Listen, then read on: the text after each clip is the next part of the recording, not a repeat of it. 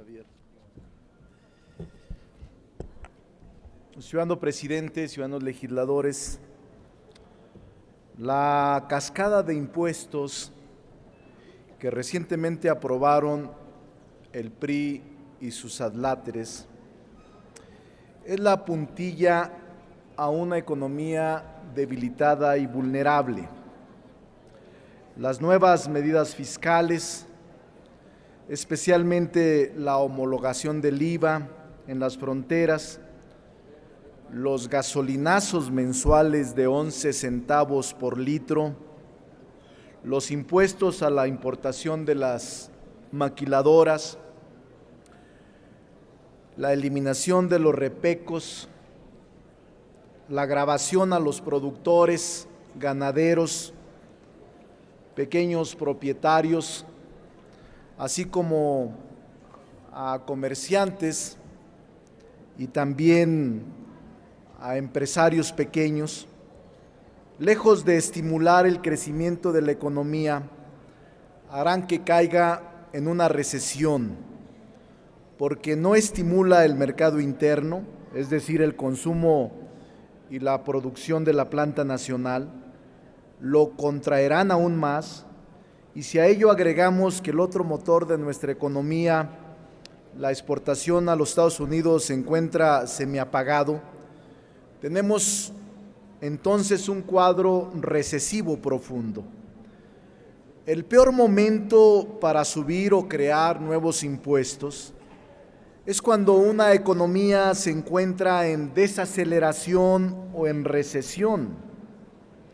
Y la mejor receta para salir de una crisis es bajar impuestos, abrir el crédito, acelerar el gasto público en infraestructura, estimular la inversión privada.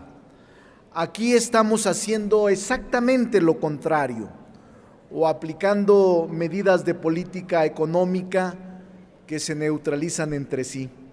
Por ejemplo, mientras el Banco de México reduce el costo del dinero al bajar las tasas de interés, el gobierno incrementa los impuestos, encareciendo con ello el consumo e inhibiendo la demanda interna.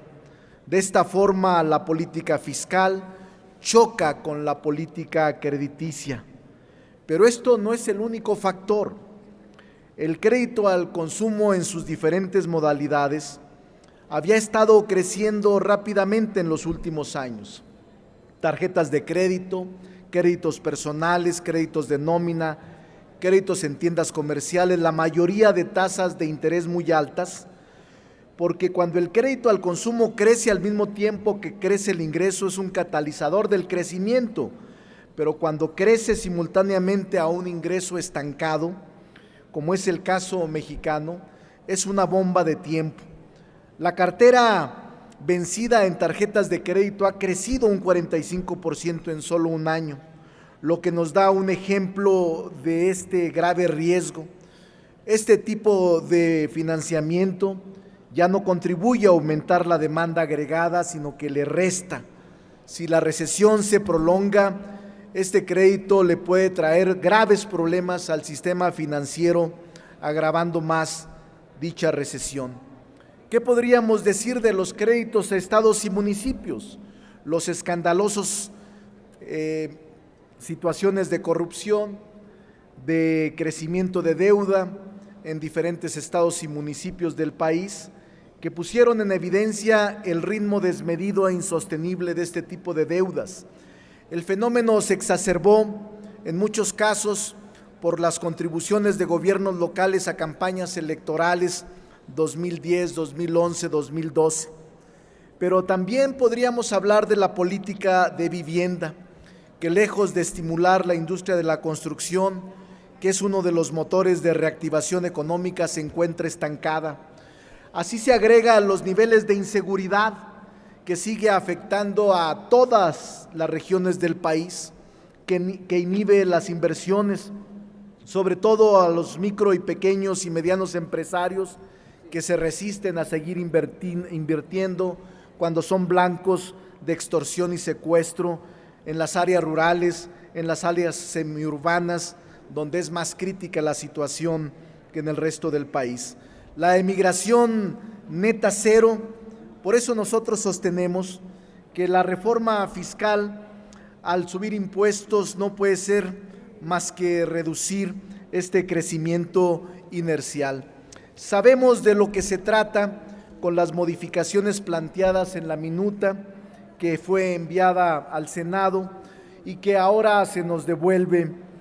De ninguna forma cambian el talante meramente recaudatorio y desproporcionado de la reforma fiscal.